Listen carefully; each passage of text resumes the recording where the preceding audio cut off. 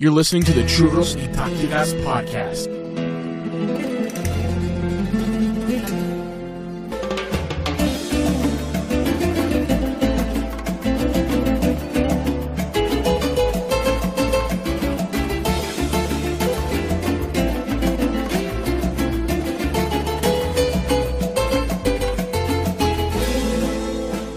Welcome to the Churros y Tácticas Podcast. I'm your host, Kiyan Sobhani. It's Monday, and we have another eventful weekend in La Liga to talk about. And joining me this week is good friend and returning guest, Spanish football journalist based in Madrid, working for us, and he's the author of a new book about Rayo Vallecano called Working Class Heroes, Robbie Dunne. Robbie, welcome to the show, buddy. Hello, Kiyan. Thanks for having me. It's nice to have you back on for... when was the last time you were on? Last season? Wasn't this season, was it? I think I might have spoken with you earlier. Oh, maybe not, actually, yeah. I don't know. It's hard to keep track of time and what's this season and what's last season and what's this summer. I don't know anymore. Yeah. It's all one big blur. It must be an extra blur for you because you were working on the book for so long. You finished it this summer and now it's done. Weight off your shoulders.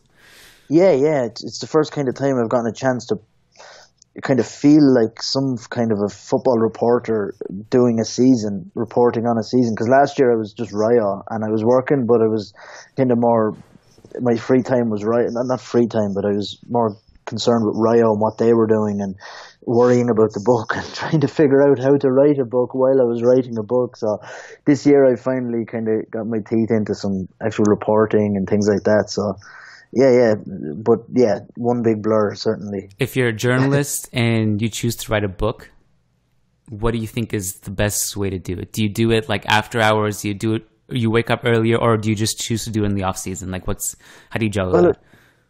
I would say, I thought like it's so hard because I went to journalism school, but they don't know, and I don't think anyone, anyway, certainly not me, knows how to write a book. How do you write a book? Where do you even start? And for the first 6 months, I was driving myself insane. Like, what I wanted to write about everything that was said and done throughout the season, and what Paco Gémez said the year before, and I wanted to go all the way in, and I realized maybe 4 or 5 months into it that it was literally impossible, and you have to kind of narrow it down as to what you're going to write about, and then keep kind of the bigger issues in your peripheral vision and bring them in if something big happens, obviously. But you need to have a fairly concise, I suppose, definition of what you're writing about, and then go from there. But like for me, for those first 6 months, I would actually dream about the book and how am I couldn't, and I'd be a very visual kind of thinker, so I had to see how it was going to look and how the chapters are going to look. So that kept me up a lot. But once I figured that out, it was actually kind of easier, I suppose. But I think I would say, and I haven't got a clue, and I'm not an authority on this, but I would say it's different for absolutely everyone. Because there's nowhere you can go online to find out how do you write a book. There's hundreds of different ways, like, and then you have to kind of plan interviews, but. And say, for example, I asked questions last September, October that I would never ask now. If I was to interview the same people 6 months on, my questions would be way different. So you have to keep in mind that it's the long game you're playing as well, you know? You can't ask timely questions. They have to be kind of more broader ones. And it's quite complicated, but it was fun, I suppose, looking back on it now. Would you do it again? Yeah, I would, but I'd have a more definitive idea of what I was going to do. I'd have it written down, and I would not sway from that unless I had to, because I kind of went in a book about Rayo. I had read like The Miracle of Castel di Sangro and Tim Parks' one, A Summer with Verona, I think, different ones like that, and I wanted to be kind of like that kind of feel to it, but I didn't have a clue about Rayo before I moved here, and I didn't have a clue about the language, and I say that in the book. I'm like, I have to figure all this out here on the fly, and I sat down with journalists who had written books and asked, and I'd always pick their brains afterwards to figure out what I should do and how they went about it, and picked up some really good advice. But one of the things definitely was that it has to be the thing that you decide it's going to be. So it's not a definitive history of Rayo Vallecano. It's about it's kind of my take on that, and it's an experience of following them around for 1 year, right? Yeah, exactly. And I didn't want to be like, oh, here I'm the guy. I know everything about Rayo. You come here if you want to know about. It was more like, this is like a little journey we're on. Let's go on it together. Like, okay, that sounds really, really corny, but like I wanted it to be. I don't have a clue, and I want to state that from the get go here. Okay, I don't know any more than you, so let's figure this out here together. You know, and I hope that people would enjoy that as opposed to someone kind of talking at them as to what Rayo are and who they are. And so I just wanted to be like that. I've never been to Vallecas. What is it like? Yeah, I absolutely love it. Yeah, it's really, really working class outside of the city. It's like its own little world out there, and like people would giggle and sneer when I tell them I was writing about Vallecas going to Rayo. Like people would ask, like, why? What would drive you to go there? Like I went on the bus. We went down to Cordoba with the fans. I went down there, and the leader Javier, who helped me out with tickets during the year and everything, and they kind of knew I was a bit strange. But then when they found not that I was strange, but they were kind of looking at me going, "Who is this guy?" They'd heard I was writing a book, and I don't know how many times they've heard that before, or if they'd ever heard that before, because I know people have tried maybe to write the book before and thought about it and discussed it and tried to figure it out. But I was here, and they were like laughing at me on the bus, like, why are you doing that? Like, who is it going to be for? Because they're in their own little world. And this giddy, like a foreigner, as they call us, was here traveling down to Cordoba, and I didn't know the words to the songs, and didn't know what I was doing, and didn't know what, you know. And can you sing along now? Are you well versed now? Yeah. For the most part, there's some songs I'd still have to ask. Paul Reedy, a really good friend of mine, he turned into a good friend of mine over the year. I'd often turn to him and say, "What are they singing?" He'd be like, "Oh yeah, that's that." "Oh right, okay." He's probably the most famous Rayo fan I know. Well, yeah, Paul. Yeah. Yeah, he's the authority, right? He's the guy you go to, and he was the first person I spoke to, and I sent him an email, and he was like, I said, "What do you think of this?" And he wrote back, "Great idea, let's go." And I landed in Madrid. On a Wednesday. I met him on the Thursday, went up to his house for tea, and he gave me a season ticket because he couldn't go that Sunday. Went to the game the Sunday, and me and him have been great friends. Wait, since. Hold on a sec. You've been in Madrid for a while, haven't you? Yeah, Does this book, this goes way back before you even decided to move to Madrid? This is what you wanted to do? No, not necessarily at all. I've tried to explain this as well before, in that I figured, you see, it's so easy, like, and in journalism school and in school, like, people, and you've heard it, and it's everywhere, and it is kind of true, but it also isn't if you absolutely need to do this. Like, people say journalism, sports journalism, don't get into it, don't get involved. And then you're like, but I absolutely love it, and I need to do it.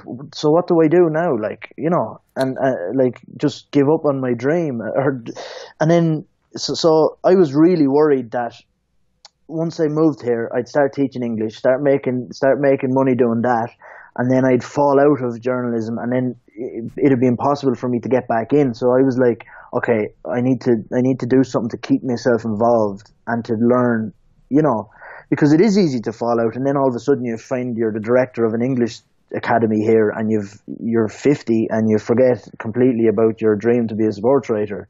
So I wanted to make sure. So I think that's what I was trying to do more than anything. And I knew that I wasn't just going to be given a job in somewhere, because like, who am I? Like, so I wanted to make sure that I just wanted to have, you know, and I just wanted, if I was working teaching English then for the first few weeks, but I also had my little project here of Rayo, and it wasn't really costing me any money other than a season ticket and time. So why wouldn't I go and do that project? if it was costing me a whole lot of money and it's like, okay, you actually need to live and you can't do this, that'd be understandable and I'd have to stop. But I was just going as a fan, and I love writing, so I'd come home then and I'd write about the game, and I'd write, and then I'd research the topic, and and then I learned about different clubs. I got to travel around Spain with the fans and different games I went to. I went to Oviedo. I got to see that up the north that I'd never been to before. I went to Zaragoza. I went to so I went to a couple of away games, and that's to me the moral of the story is perseverance and do what you love and forget what anyone else says. For all the people who were sneering at you and what are you doing, like one of the recurring, I do a mailbag regularly for Managing Madrid, and one of the recurring questions is always, can you give some tips about sports journalism, getting into the field? And I don't know if there's anything more fun in the world for me than just to put some headphones on and write. Doing this podcast, talking to people like you, I think essentially just work hard, which is really cliche, but also just be very perseverant and have fun with it. Like if you're not having fun, you're not gonna enjoy it. Have fun, work hard, and people will notice you. I think eventually it might be a 10-year process, it might be a 1-year process, but just make sure you're having fun. And that's the same with everything, and that's very true. I had a teacher, and he was actually a really good teacher, and he was the director of a course. He said, if you love sports, don't go into it because you'll end up hating it. And I was like, no, it's the worst advice I ever heard.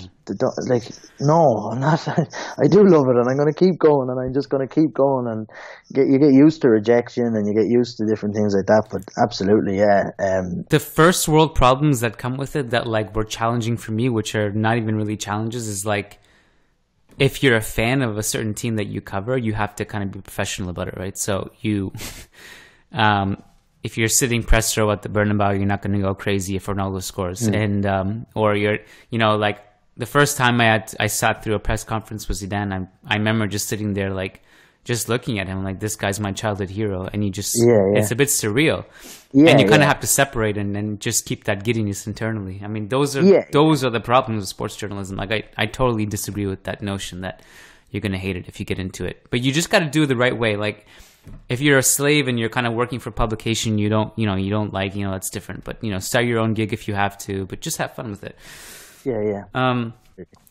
I was going to leave the questions for later on in the podcast, but I think we'll just go through them now because the first one ties into the Rayo Vallecano thing. So, in your book. So, we have a Patreon page set up, and if you go patreon.com/Churros y Tácticas, you can get guaranteed responses to your questions. You can get other rewards. And we do get multiple questions on Facebook, Twitter. So, just if you really want a guaranteed response, go on patreon.com/Churros y Tácticas. Maybe you don't even want to ask a question. Maybe you just want to just support us, and that's totally cool. Juan Guzman, one of our patrons, says, would love to hear more about Rayo Vallecano, the club culture, nature of the fan base, and rivals. What's their outlook on the future, etc. You talked about it a little bit. Can you give us a kind of a brief spiel about what the culture is like? What are their fans like? And what does the future look like for them? Yeah, the future, I suppose, it looked really, really good. I've told my friends back home to back Rayo to be promoted this year, and I really do think every single thing that's coming out of the club, the players are all on the same on point, on the same message. They're just saying, listen, things are really going well here. I interviewed Michel, the manager. He's from Vallecas, and like a nicer man you couldn't meet. He was just so friendly, and he's of the neighborhood, and he's from there, and he just gets it. And they needed someone like that. They had Jose Ramos Sandoval, who's actually a really good coach, but just I think he kind of rubbed, I don't really know, but I think he kind of clashed with some of the players and things like that, and there was some ill sentiment over the way the season before ended and things like that. And then Ruben Baraja came in, and he kind of struggled to create an identity there, things like that. But Michel is from Vallecas. He plays a really interesting brand of football, which is another thing I go into in the book, in that I spoke about Rayo's link to Argentina. There's this kind of weird Argentinian atmosphere at the games. and that Argentinian style of play, like from the streets. And I spoke to Roberto Trasoras about that, and I asked him about like he's been compared to that kind of deep line playmaking midfielder and how he feels about that. And he told me that it's all football from the streets, like, you know, that kind of feel to it. And Michel gets that, and he's been able to get the fans, the players, and the board to an extent on board with what he's trying to sell, and which is a really difficult thing at Rayo, because it's really the club is it just seems to be constantly, the board and the owners and seem to be constantly arguing with the fans and fighting with the fans, as we've seen, as we know, and that's also, speaking about the area and the feeling there, that's a massive part of who they are as a club. The fans are extremely left wing. Sorry, not all the fans. Like the majority of the fans, the Bucaneros, the ultras are very left wing. They're very anti-fascist, anti-homophobic, and that's the kind of feeling around it. It's a really working class area. But I also delved into the book as because I wanted to know how Vallecas became that way, and it was back like before the Civil War. The first democratically elected mayor was shot. He was a socialist, and he kind of brought socialism with him, and then they started a Casa de Pueblo, House of the People, where they taught, not taught socialism, but they taught people to think for themselves. And I think that's where the kind of radical left kind of wing thought came into it, where people became extremely conscious of where they were from. And I spoke to sociologists and different people from there that were working there, and they were like, there's nowhere like Vallecas. And I genuinely believe that. And obviously I haven't been everywhere in the world, but I've never seen anywhere like that, like Vallecas, and that really comes true with the way that their fans are and the way that the club is, that's just something that really appealed to me. So you get that in the club, and Michel has brought that with him. He gets that completely, and and that style of football, kind of never backing down, really proud of who they are, their identity. And Paco Gemes had that too, very much so. And but Michel is a little bit more pragmatic. So the future is really good for Rayo. I think that they're going to be promoted this year, and we're going to be watching them playing against the big boys next year. That I haven't seen them since they went down. I do remember that, even despite them even being bad, like, you know, we know the nature of a Paco Gemes team. You know, like it's very much almost like a Kike Setien type thing where. You know, they hold the ball, they're good going forward. Defensively, they're just almost a black hole. I didn't realize Ruben Baraja was there for like a year, right? I mean, he was such a really smart footballer in his prime, and I guess that makes sense that I think he would be a good manager, but I have zero insight on, like, how was his tenure there? No, it was really, really bad. That was it. That's what everyone was saying. He was this kind of really, really, really intelligent footballer with loads of personality, and just none of that came to the like. That's what I was worried about while I was writing the book. I was like, this season is going to drift into mediocrity, and I'm going to have the worst ending ever. And it was just like 0-0, 1-0. Lucky goals at the end. Manucho just like getting pulled down for a penalty, and kind of you were leaving thinking, oh my God, that was drab. So it was quite poor. Like, it was really, really uninspiring. And he hasn't had a managerial job since then. No, I think maybe I don't know. He's been linked with jobs, but I don't know. Maybe he just thinks like, listen, I'm not entirely sure this is for me. Like, because he never really took to the role. He just didn't. He didn't. There was no personality that he couldn't. He didn't have an identity, like, you know, for better or worse. Paco had that, Michel has that, Jose Ramon Sandoval has that, and Baraja just didn't. He was, and I know that there was issues surrounding the club and everything, but you kind of control what you can control, and he couldn't even really do that. He didn't know what he was trying to do, like, so. But he hasn't had a job since, and I'm not entirely sure what he's going to do next, you know. We have another patron question. This one is from Essa Hariri. He says, can you name the top 5 strikers in the world right now and which one Real Madrid need at the moment? So, one of the this is like the talk of the town is Real Madrid need a striker, but I don't know if you can kind of separate the discussion, whether Real Madrid need it or not, or whether they can even realistically sign any of the top 5 strikers in the world is also another question. But any insight? Like, what do you think? Well, perhaps depending on whether he wants to play as an out-and-out number 9, they probably might have one of the best in the world in Ronaldo, but it's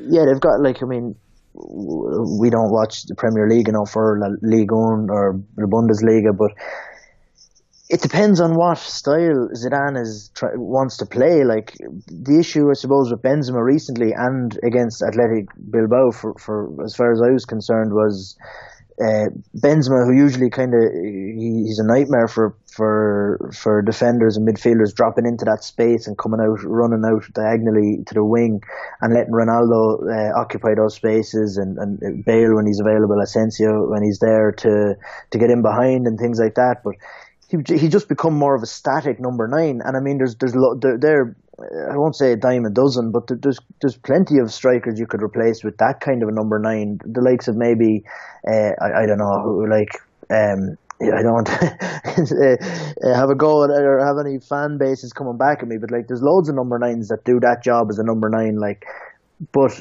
to have a player that, are you trying to replace Benzema or are you just trying to bring in an out and out number 9? Because you've got Lewandowski could do it, and I think I'd imagine he'd be very keen to come to Real Madrid, but I think they're after changing their policy regarding buying older players, so I think that kind of ruled him out. He's a bit too old. If you're... To me, like, if I think part of the issue is that the top 5 strikers in the world, that are they realistic, and 2, will they fit? For those reasons you mentioned in terms of like compatibility with Ronaldo. Like, to me, I think Morata's the better player between him and Benzema at this stage of their careers. He has more upside. He's younger. They had to choose Benzema for various reasons, and also because of the fit with Ronaldo. The other thing you have to look at is how much longer are you going to actually let Ronaldo dictate? Because that's very true. He's a bit older, and how much are you going to sacrifice moving forward because you're going to have one maybe 2 more years of Ronaldo?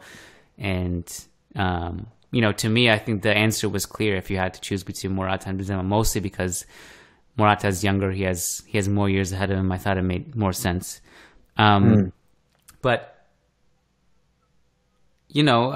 I think, like, if you look at the top 5 strikers in the world, it kind of fluctuates. Like, if you look at the form of certain players, like, you can put them in the top 5, even though they might not technically be the top 5 players in the world based on form. Like, Cavani has 17 goals this year. Mauro Icardi is on fire. Like, but someone like Mauro Icardi, a lot of debate is about him because Real Madrid are linked with him, and some people think he's not a good fit. Some people think he's a good fit. I personally, I'm a huge fan of him as a player. He's a bit of a nutcase, but my God, can he score? Harry Kane is undoubtedly a top 5 striker, and I think he would be a great fit. I think he's mobile enough. He could drop deep if needed. He can create plays. He's fast. He's great on the counterattack.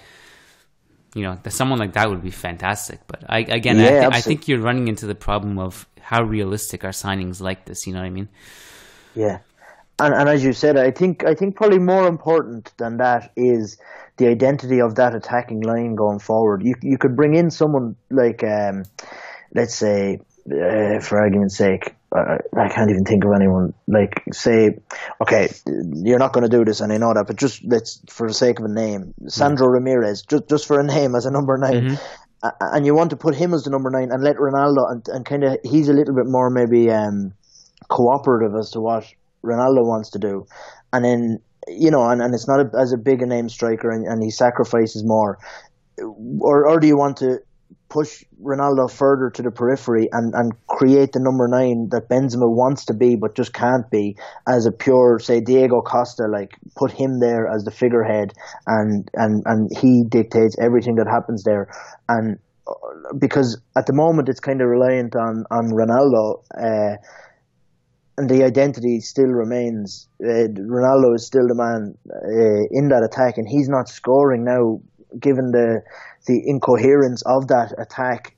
and so do you get someone that will work with Ronaldo, or do you push Ronaldo out and get someone who'll work on his own, if that makes sense? No, I think you're onto something. Like, to me, I still think the solution right now at this very moment is to push Ronaldo up high at the pitch and make him the 9. Yeah. That's why I wasn't too worried about losing Morata and Mariano, because I still thought, like, you could go Ronaldo as your striker, Benzema off the bench as the second choice striker. You also seen Lopetegui play Isco and Asensio in a false 9 role. You know, you could use that as a third option. You know, you have options, but I don't see Zidane deviating from the current scheme yet. That's the thing. And I think that's the issue. And I think Benzema and his place in the team is at breaking point, and something's going to have to be done. But then it comes down to whether Zidane is willing, trusting. They were saying he doesn't have trust or faith in the bench. I don't know if he has trust and faith in himself to make this decision. Does he know what he needs and wants to do?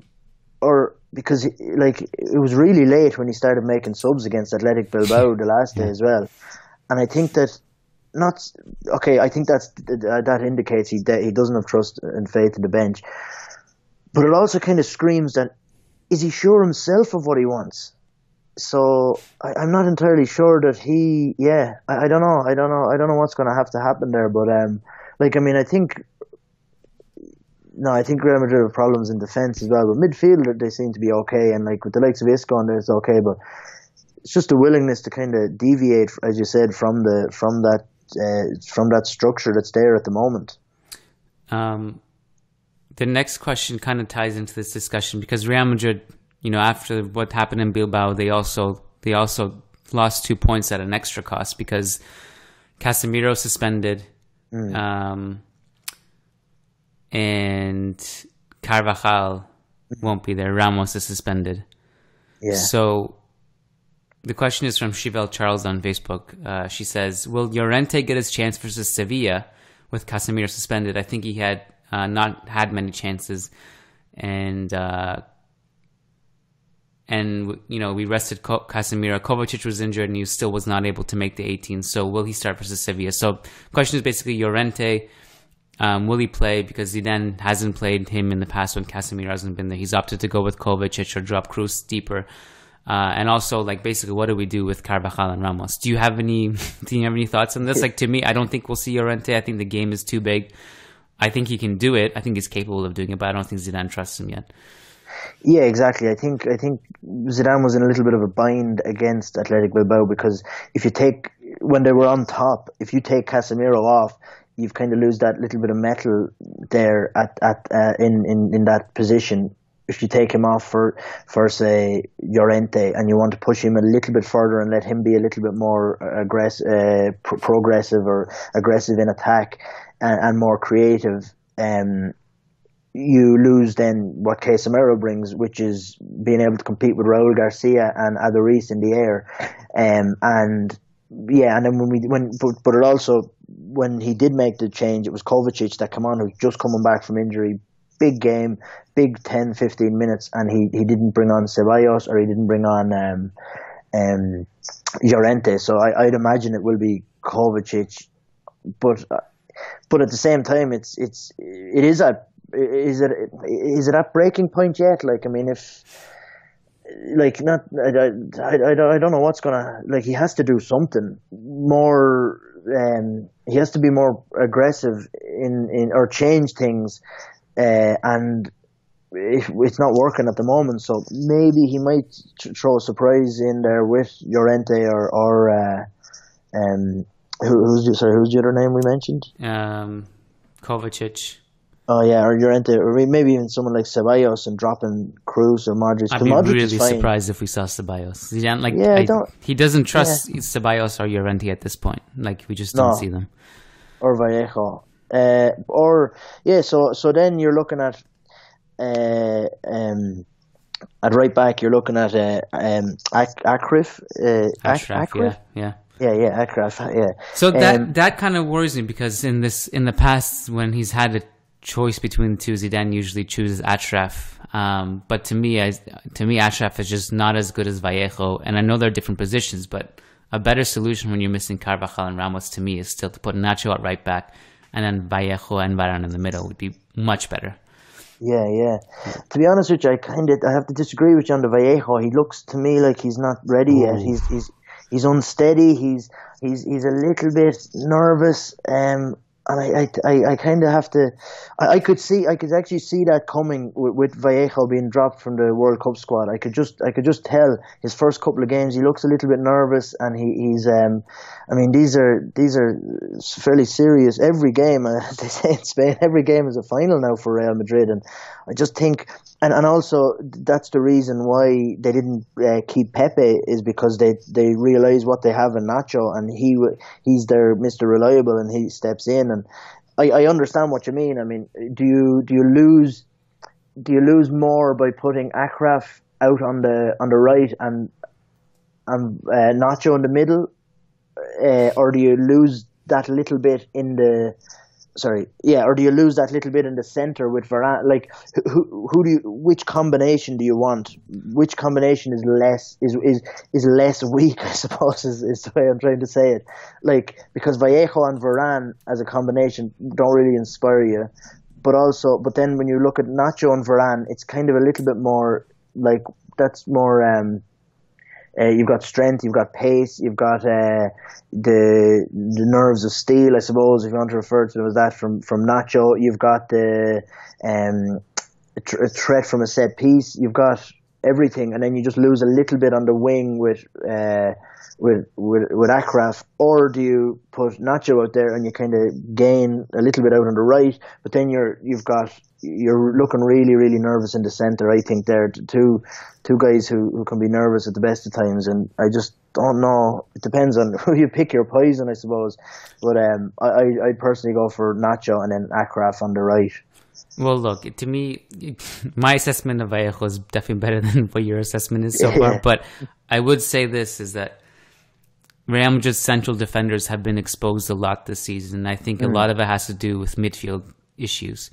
So we've been really bad defensively in transition on counterattacks because, all it takes to break Real Madrid on the counter is essentially one pass. Real Madrid will have moments where they're flooding the box.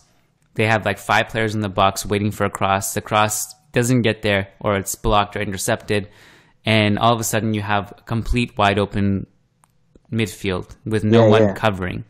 And then one pass gets you through, and often the people who are saving those counterattacks are people like Varane, Vallejo, and Ramos, who have to step in and just make an interception or make a last-ditch challenge, and they do a lot, and Vallejo, I think Vallejo could have been in a couple better spots defensively against Malaga. But I think overall, like, he's also, been put to the sword and just kind of thrown into the fire and be like, hey, deal with this terrible defense and do a lot. I think Achraf is an exciting young player. He's quick.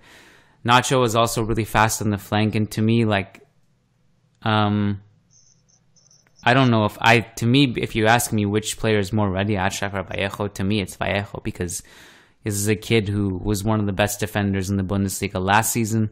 He looks great with the under-21 team. Achraf, also very promising, but I think he's looked even more shaky. He's confident. His crossing hasn't been good. He hasn't been confident in beating his man on the flank. That's how I see it. Yeah, I suppose when you look at it, I think what you're looking at is you see we need to look at it from a talent perspective, ceiling perspective, and then circumstance. So talent, I'd say Vallejo is going to end up being talent and ceiling.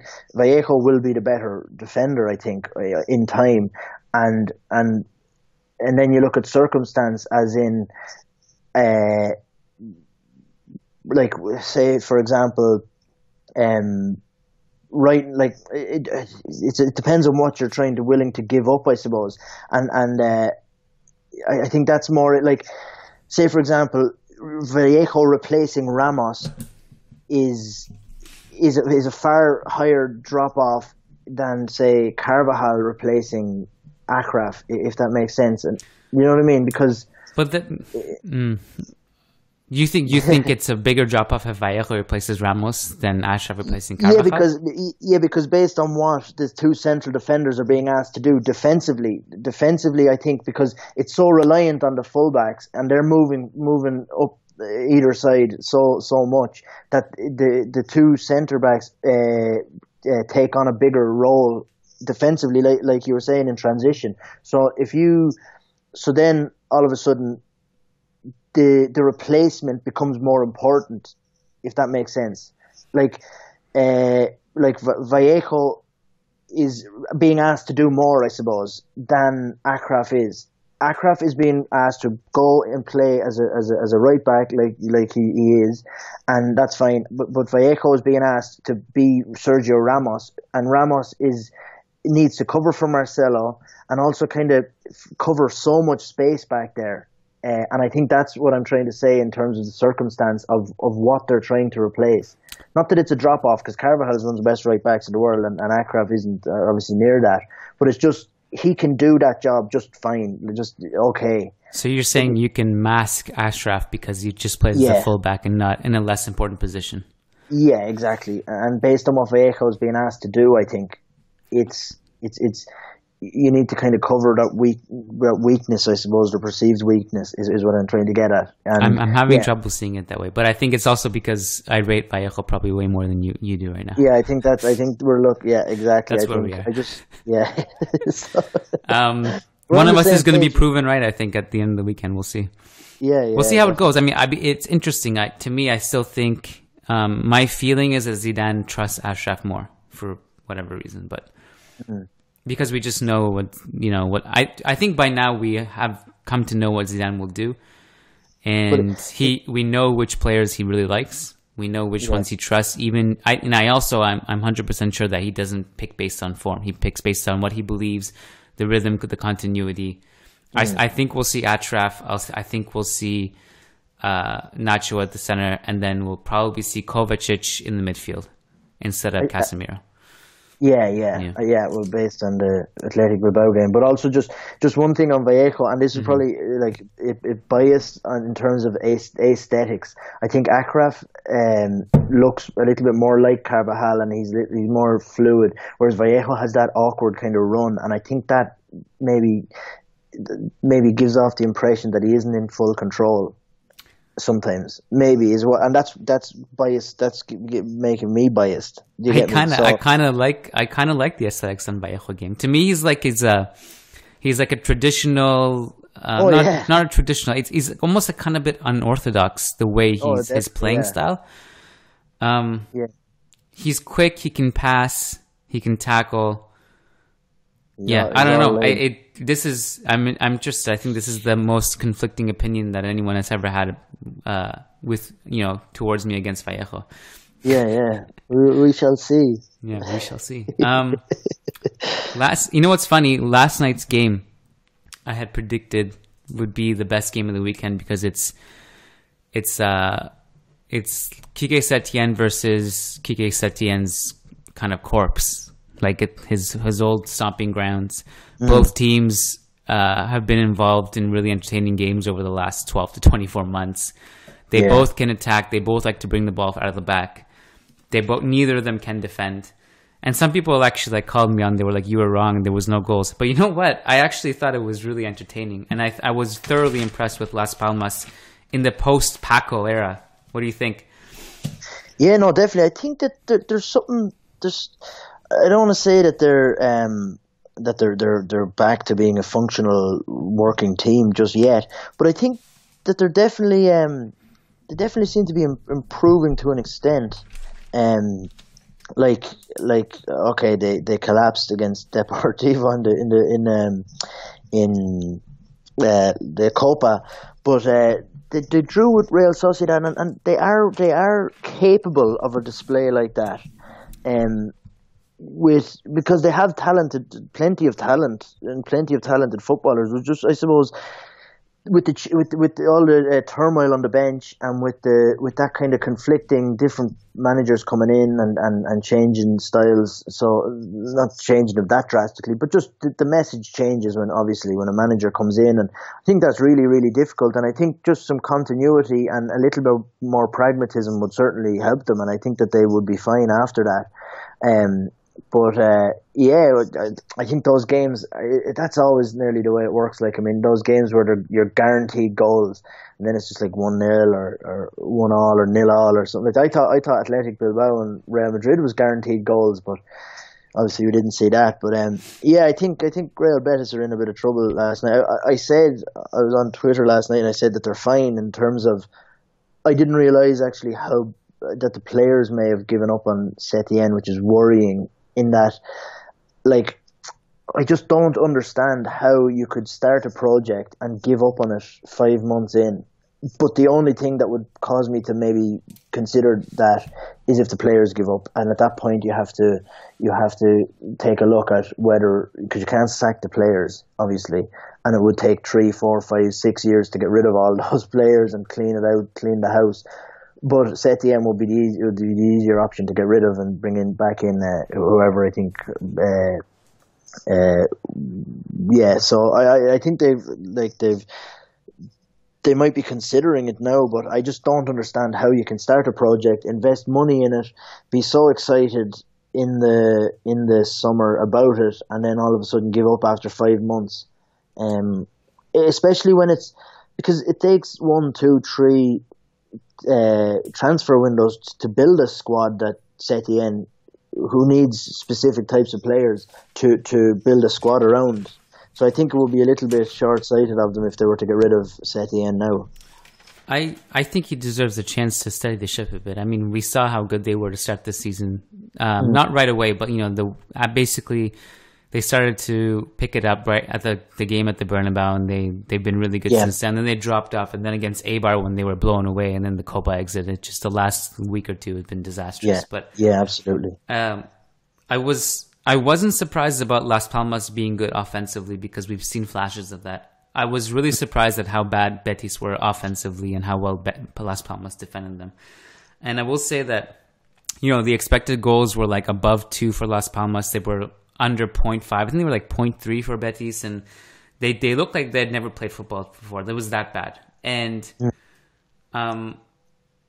defensively, they made a lot of mistakes. Even to start the game, they had that giveaway to Remy early on. They had the crazy back pass. I don't remember the last time a back pass was called. Do you? I can't remember. Yeah, no, I know. I love them as well. They're so because it's so back passes. Well, I just love because they're so. They tend to be so what are they going to do? Yeah. There's really, how many options do you have? Someone has to touch it and someone else has to just blast it, and it's like almost like a 50-50 of going. I don't know what are the chances. Yeah, but see, I think you need to get creative. But see, the problem is that also you don't get enough of them during the season to put time in on the training. No one will practice it because it's so rare. Yeah, so say for example, basketball. I don't know who it was, but some coach said, he goes, I can guarantee you X amount of points off inbounded plays and restarts if I'm given the time. So I think that's something that actually there's not enough time put into in soccer in those kind of ones. Maybe even not so much time. Not so much time, because obviously teams put time into set piece defending and attacking. I think more innovation, I suppose. Do some kind of a Mighty Ducks flying V. I just line up every one of my players, and it's like, this ball is going to be touched to one of them, and you do not know who it's going to go to. So it mightn't work, and it might make you really susceptible to a counterattack, but it will be extremely exciting for the fans, and I definitely would get a kick out of it.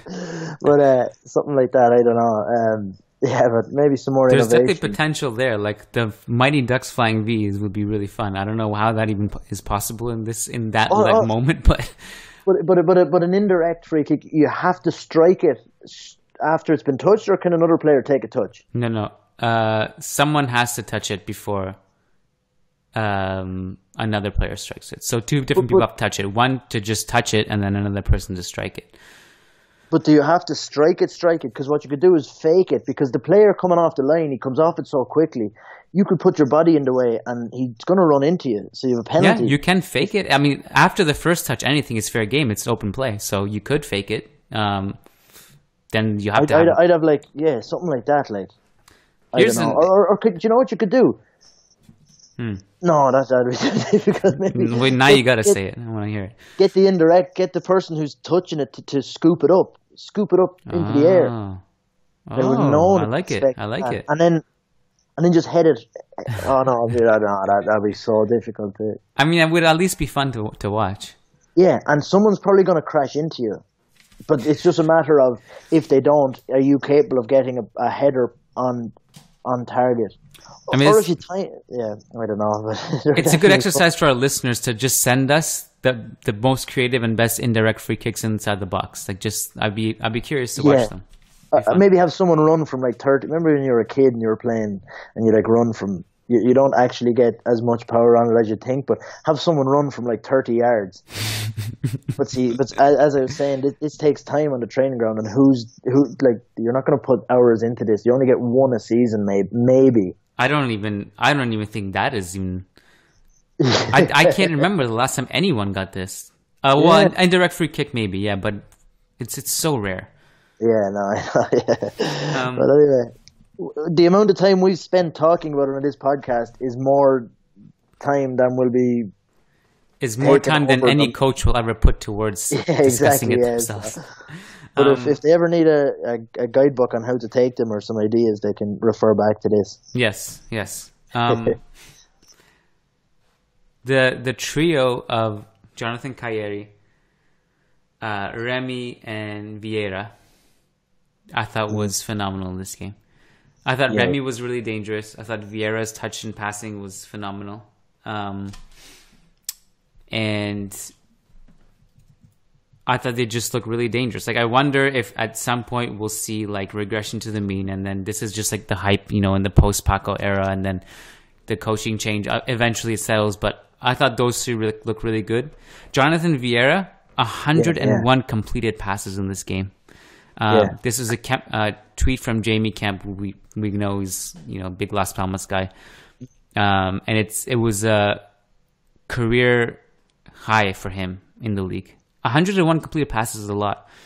Yeah, he did really well. Those three to me look really good. Tana also looked good. Defensively, they all look good. So I was impressed with them. Yeah. I gotta say, I'm happy to see Eibar turning around finally too. Like, they had the 5-0 against Betis, and ever since they gave them that manita, they've looked really good. Ivan Alejo has been huge. We were all like wondering like what are they going to do without Pedro Leon, especially in the 4-4-2 that they play. But Alejo's been great. Yeah. Did you watch this game, by the way?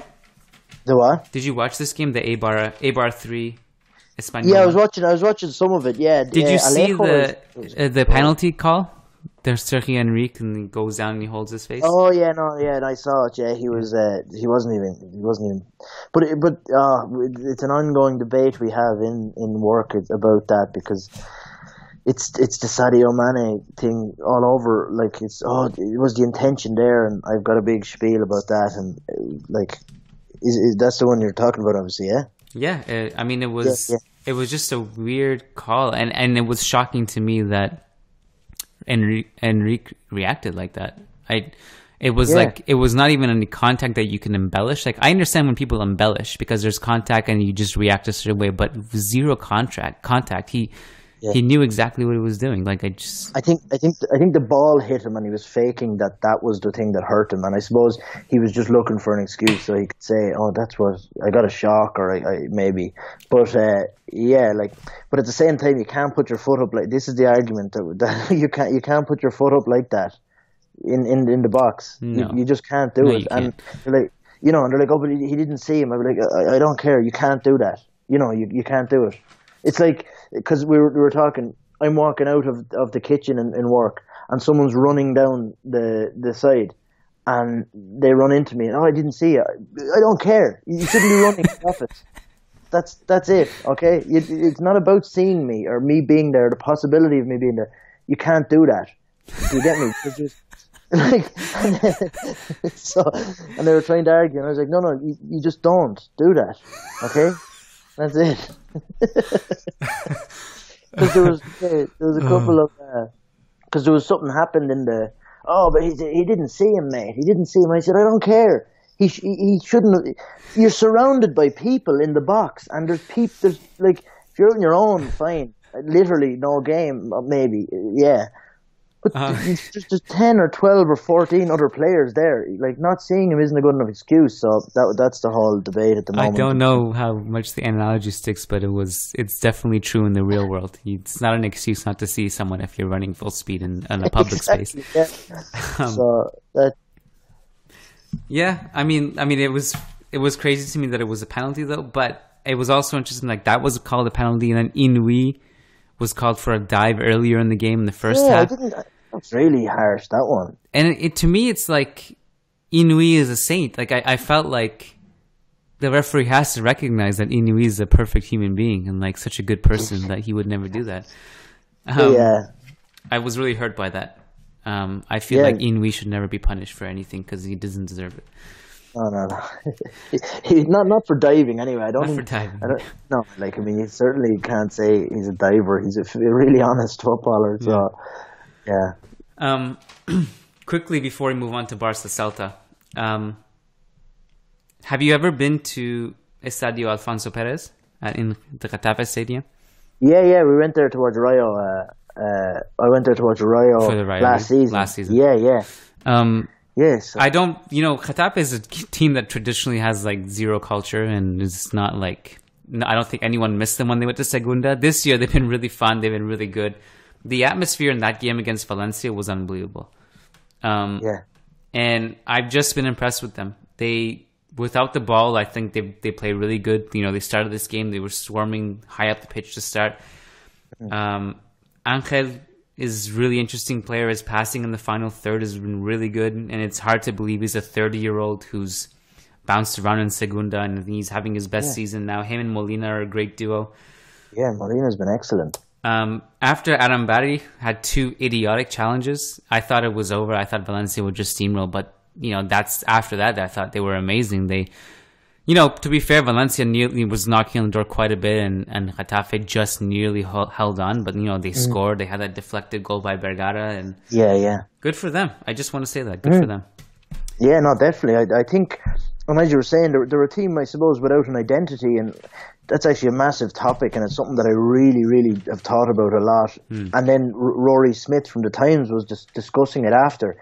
And I was just thinking about it, like the way the Spanish speak about football and the way that they see football and identities. And I think that's so important as a coach to have principles and to, instead of kind of heart and work rate and things like that. And I think Bordalas has given them that identity. That's kind of, you don't need, but it's kind of counterintuitive in that the crowds flock once you do. He's given them an identity to kind of play his style without much fanfare, and with that the fanfare comes. Do you get me? And they've been really good this season. Like we were winning discussing solves everything.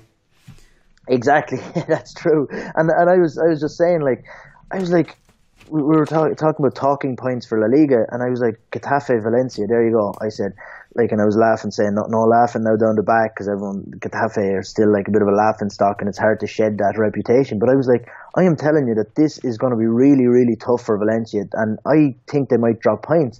And I didn't think they'd be beaten, but we saw Real Madrid and Barcelona just scrape out of there with victories, and I thought that it was going to be the same, and it turned out obviously to be that way. And they've just been really good and really competent, really coherent, really believe in their style, and just been enjoyable to watch them rising up the ranks, despite kind of that apathy a lot of people have for them, which is understandable too. Well, for Valencia, you kind of saw them struggle against. Yeah, definitely. In the first half against Barca, they were bad. And then the games leading up to that against Espanyol and Alaves, and I think the other one was Leganés, I want to say. I'm not sure. They struggled in those 3 games leading up to them, and then against Barca in the first half. And the second half against Barca was, to me, the only half that Valencia have actually looked good in the last 4 games. Maybe that's harsh because they're Valencia and they've been really good this season, but you can I think signs of. Yeah, no, I definitely think that loss was coming. Yeah. Maybe I suppose. I suppose when you get it's a process turning a team into a winning team, and like you can even maybe see it with Barcelona and like the winning streak or the unbeaten streak, and it does start to kind of weigh on you a little bit, I suppose. And I'd say that was happening at Valencia, and they were like, you know yourself, it's going to end some stage. Is it going to be? And then every week you win, and it's like, is it going to be this week? Is it going to? And maybe that's like a little bit of a cleansing experience now that okay, we've lost now because I mean they were unbeaten in the league all year. Like that's really impressive. Like given the state that they were in last year and the amount of managers they went through and looked like relegation candidates, and even a couple of years prior to that since Nuno left, like they were kind of all over the place. And now they're back and they've got a serious manager, and you just wonder it's not happening too fast, but you know, you need a kind of you need to kind of temper it a little bit. And that Getafe loss, I think they'll be fine and they're going to continue to compete, but they needed to lose at some point to kind of free themselves of the shackles of that unbeaten run. So Valencia dropped points, Real Madrid dropped points. The only big team that kind of didn't, Atletico. Sevilla also are rounding into form.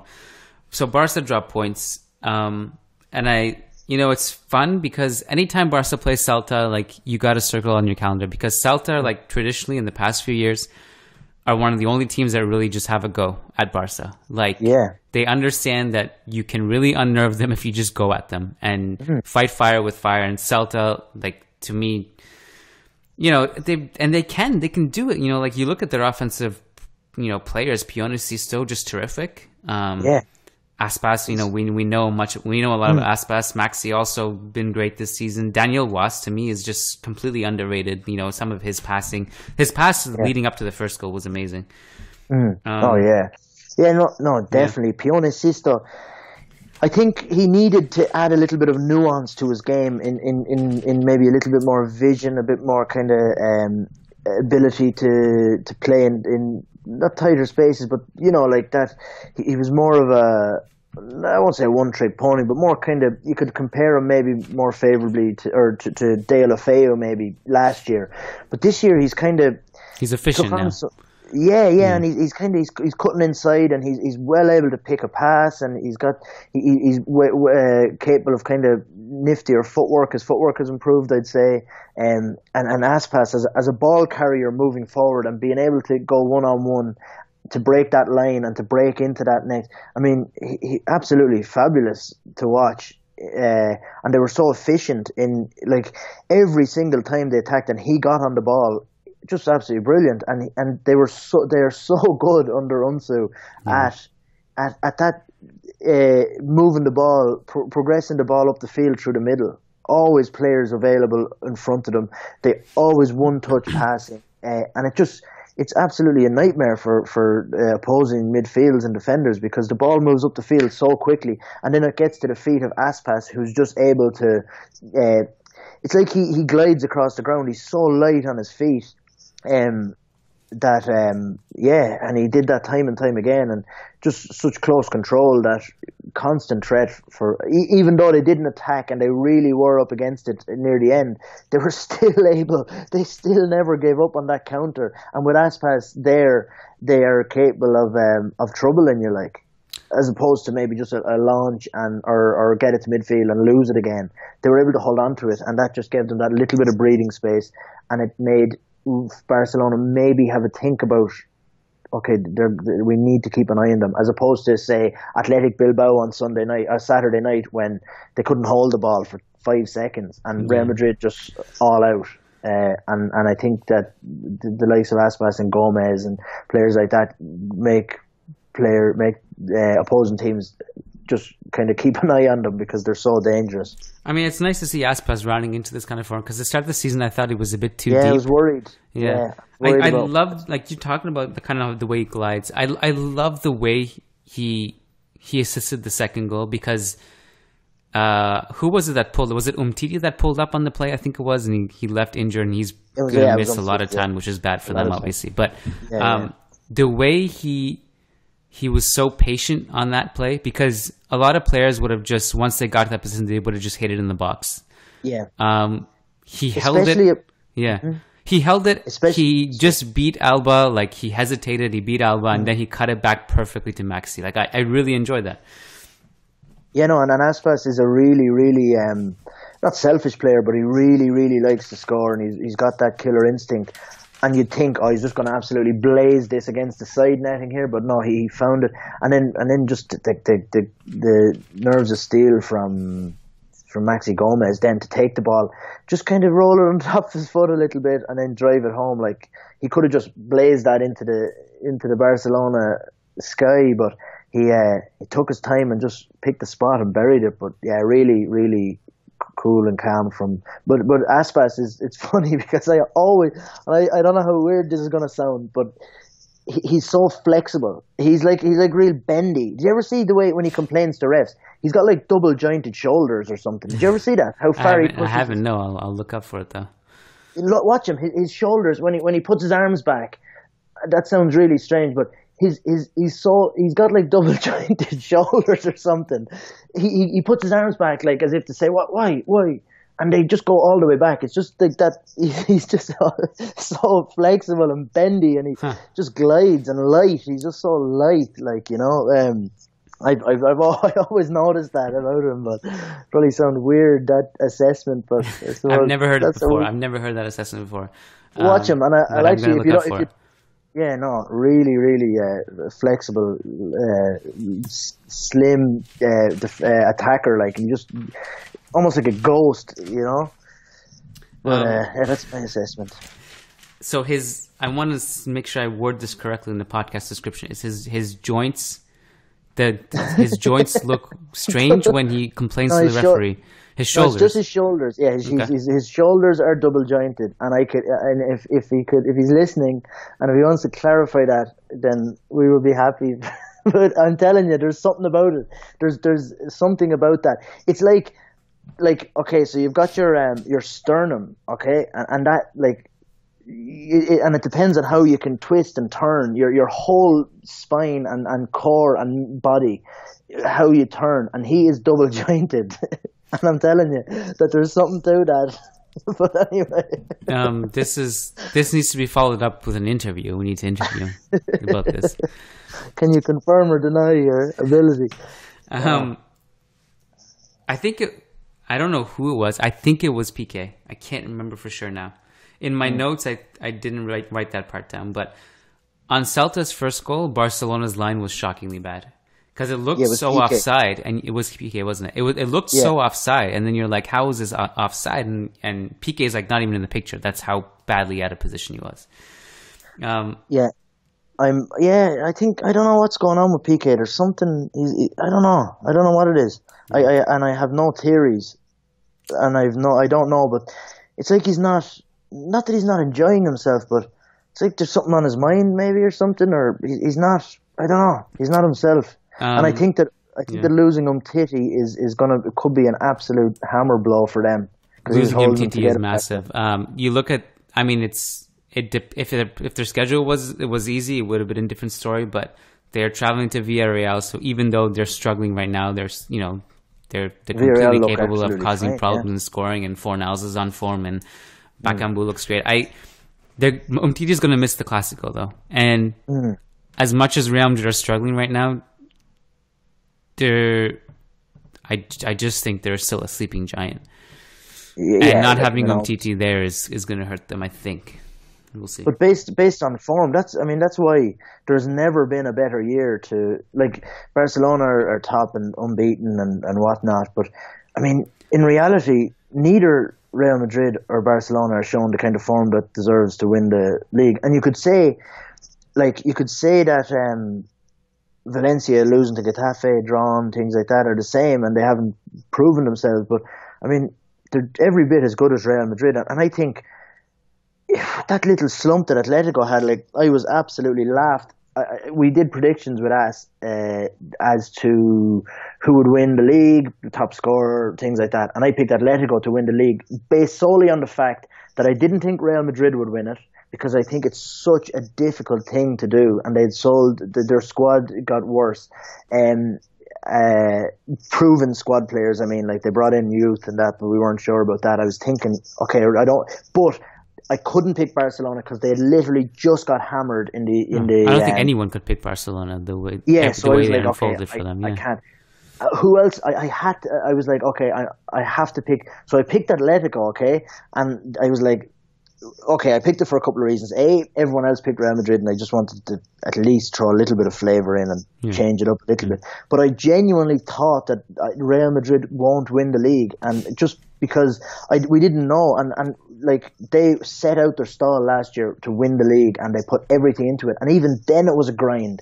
Whereas this year they had won the league, they'd won the double, and they'd sold Morata, they'd sold James, Pepe was gone. We weren't really sure, and I was sitting there thinking, everyone, like people were talking about Real Madrid being dominant for the next decade, like, and I was just sitting there thinking, I don't think it's as easy as that. I think that so I picked Atletico, and okay, I after the first few weeks and the first there was a couple of draws and goal scoring slumps and things, and I was like, nah, I'm gone. I've absolutely no chance here.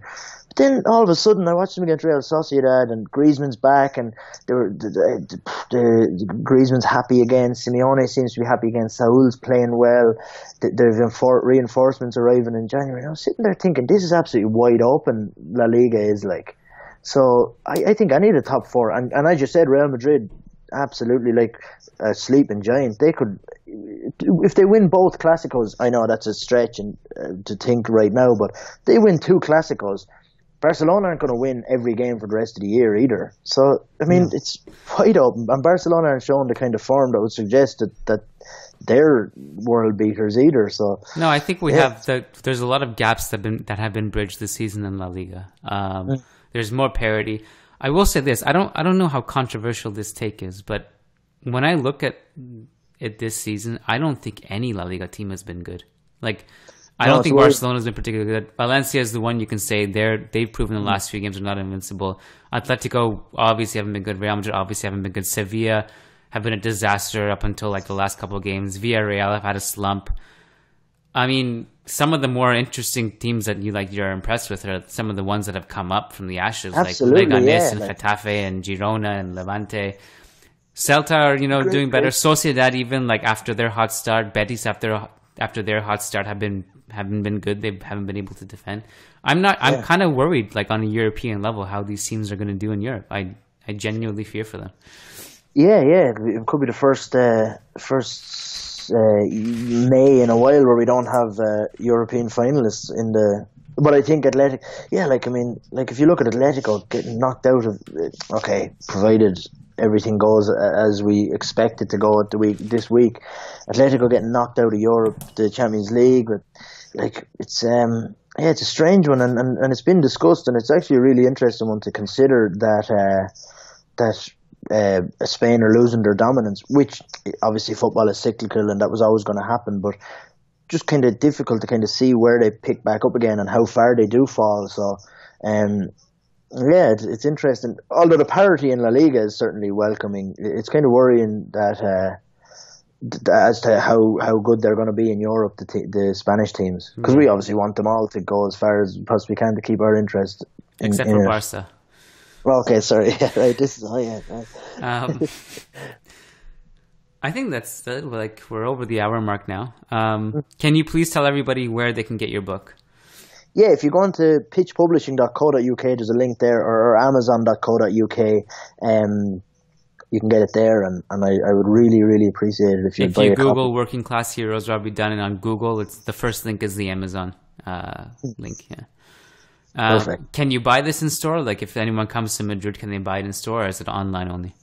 Yeah, no, it's online only at the moment. I actually have to find out. You can get a Kindle either, that's the digital download. I'm not sure, actually, it's not available in bookstores as of yet, but the amazon.co.uk. Or else, what I use is Book Depository. They're free shipping, which actually helps in the end if you're kind of in a remote area or somewhere. Huh. Book Depository? Interesting. Yeah, Book Depository is free shipping. If you buy a book for €3, it's free shipping anywhere in the world. Yeah, no, I use it all the time. Sometimes That's crazy to me. In this world of like all these expenses and the amount of shipping costs, how do they afford to do that? And it's not. I don't even think it's that much more expensive. Like, you could order 5 books, and they'll send them individually, like when they're ready, and they come out, and it's absolutely yeah. Like, because especially living in Ireland and now living in Spain, it's well, in Ireland certainly, like getting books delivered from America is really expensive. But no, and it adds up to the cost. So you buy a book for 12 and it's 4. And it's like, that's all of a sudden that's nearly €20 I'm spending on a book that's only €12. So no, book depository, free shipping, great selection, and yeah. And this is an unsponsored message too. I don't know anyone there. They should sponsor you after that. They should sponsor you, Kiyan. Sponsor it. If anyone wants to sponsor me, please go ahead. I won't turn it down, unless you're a gambling company or something that is morally not good. But anyone else, please throw me money and I'll say your name. That's it. I think we're good. Maybe I'll see you. I'll be in Madrid like pretty much all of December, actually. So. Oh man, definitely. I'll be there next week, and we'll hopefully catch up or something. Maybe have a churro and do a live podcast. I don't know. Yeah, sounds good. Okay, Robbie Dunne. Follow at Robbie J Dunne. Am I getting that right? Yeah, that's me. On Twitter. And read his work, and please get his book. And as always, it's a pleasure. Thank you, Robbie. Thanks a lot, Kiyan. Take it easy.